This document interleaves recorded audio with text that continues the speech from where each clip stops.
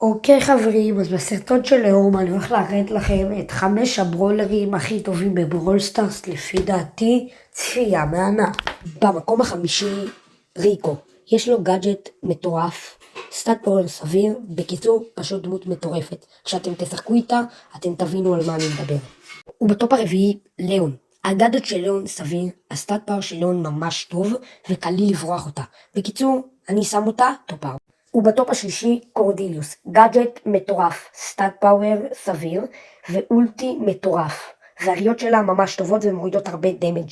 ועם האולטי שלה אתה יכול פשוט לשרוד כמות מטורפת של זונים, וזה מביא אותך למקום שני בקלילות.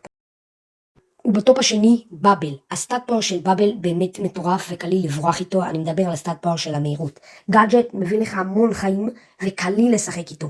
ולבאבל יש הייפר צ'ארג' מטורף, ממש טוב, שעוזר לך להילחם נגד כולם ושובר את המשחק.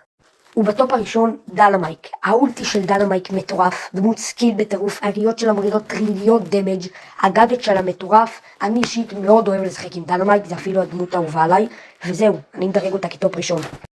אני מקווה שנהניתם מהסרטון, כי לקח לי הרבה זמן לערוך אותו, ואם נהניתם אני אשמח שתפרגנו בלייק ובסאב, וזהו, יאללה ביי.